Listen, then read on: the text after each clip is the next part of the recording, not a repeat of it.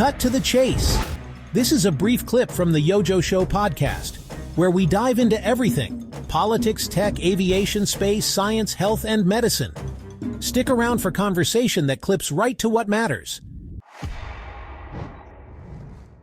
As long as we keep getting proper reporting and so forth, but that's not always the case in the media.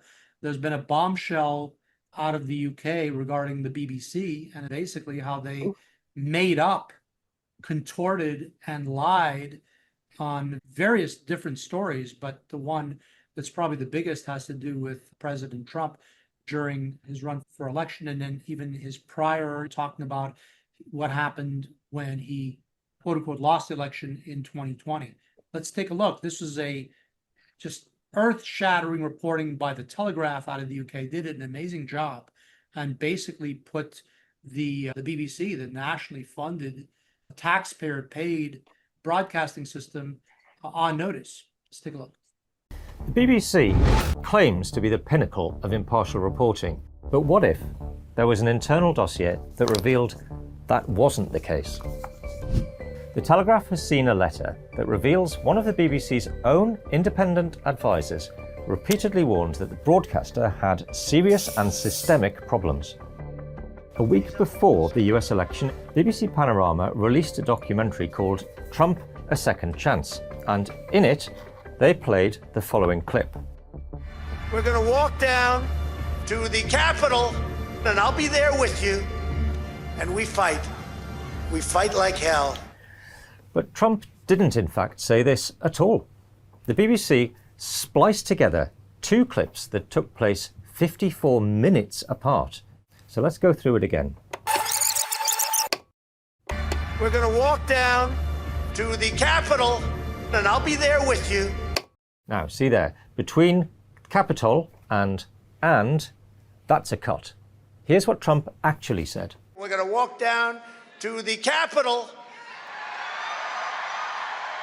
and we're going to cheer on our brave senators and congressmen and women. It's different. It wasn't until nearly an hour later that he then said the second part of the BBC's version. We're going to walk down to the Capitol, and we fight.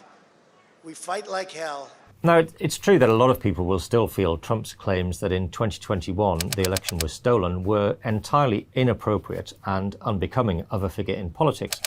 But irrespective of your personal views on Trump, the question remains: how is a national broadcaster funded by taxpayers on the premise that it will provide impartial reporting allowed to splice together content in a way that one of its own advisors said materially misled viewers? And we're not even done yet. The footage Panorama showed of the Proud Boys marching towards the Capitol building, seemingly spurred on by Trump's rousing speech, well, that was actually taken before he'd even addressed the crowd. In fact, the BBC themselves later published a report at odds with Panorama's own timeline. These are the Proud Boys, another right-wing militia, seen a little earlier that morning. Howdy, your boy! Donald Trump will not appear for another hour or so, but they're already heading towards the Capitol. They even time-stamped the footage to show that the march began at 10:58 a.m., well before Trump's midday speech. The true chronology raises serious questions about the way in which the BBC decided to portray the events of January the 6th. In fact, the memo highlights that shortly after the first extract of Trump's speech, the now president actually said, I know that everyone here will soon be marching over to the Capitol building to peacefully and patriotically make your voices heard. The BBC advisor who wrote this report claimed Panorama's editing was completely misleading, as Trump did not explicitly exhort supporters to go down and fight at Capitol Hill. They even pointed out that this was a key reason why he didn't face federal charges for incitement to riot. The BBC's Editorial Guidelines and Standards Committee member who wrote this memo raised all of these concerns, among others, with the BBC executive, but they were dismissed, ignored, and even accused of cherry-picking.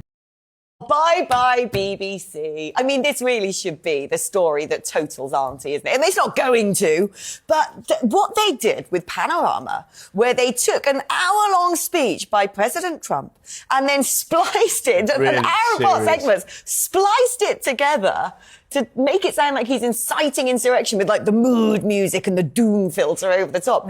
This is not about clipping actuality, topping and tailing to tell a narrative. This is basically being Dr. Frankenstein to turn a man into a monster. It's just outright lying. Well, kudos to the Telegraph. They took down the BBC. Yeah. Basically. They're still operating, but the top brass, they're all gone. They're all gone. Yeah, Okay. they better be. Which they should be. Not yet, but they better be. Yeah. Yeah. And we need more of that in the United States.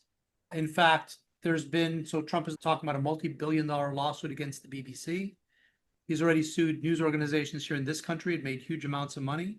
And apparently the money that he's getting, he's allocating to various projects. There's rumor that some money may go to the ballroom that's being built at the White House. Bottom line is, you can't trust the media. Who would ever imagine? We condense clips, but we never condense them in a way that is intended to mislead. It's mind-boggling that these otherwise reputable news organizations, and remember, BBC is funded. Every taxpayer pays several £100 a year, equivalent to several hundred. They're forced to by law, whether they like it or not. Yeah, whether they watch TV or not. Yeah, this isn't the BBC's basically first time that they've been extremely discredited. Almost all of their journalists at least in Gaza and in Syria and places like that, were basically terrorists and jihadists. Every single one of them. And those are they're journalists. Basically, they find a local who speaks English and they turn him into a journalist. And these people, many times, and the IDF has actually proved it, they still work for Hamas. They actually get a salary from Hamas every single day. Many times they work for Hamas propaganda, and they're the BBC's kind of journalists. There was a case just about a year ago where they made a whole documentary crying about how evil Israel bombs innocent Palestinian children. And the star of this documentary they presented him as this innocent child who's never done anything wrong. It turns out that he was the son of one of the greatest terrorists in Gaza, and he was the subject of the documentary about how peaceful poor Gazan children are. And Panorama specifically had many issues. Tommy Robinson, who we're a fan of here on the show, he had a documentary called Panodrama, where basically he had hidden cameras where he proved that BBC journalist John Sweeney was making derogatory, classist, homophobic, and racist remarks while trying to record this video with Tom Robinson. It was really trying to get him to do something. They've been real scumbags for a very long time. And for as bad as regular BBC is, which is horrific, BBC in Arabic is even worse. It's just pure propaganda, many times equal to or even as bad or worse than Al Jazeera. It is time that the British people have the right to choose where their money goes and who receives public funding from taxpayers' money for public transmission, because the people in charge there definitely don't deserve it one bit. Yeah, and we obviously felt concerned about our public broadcasting system, and funds have been removed from them. Yeah. And it's not just international stories.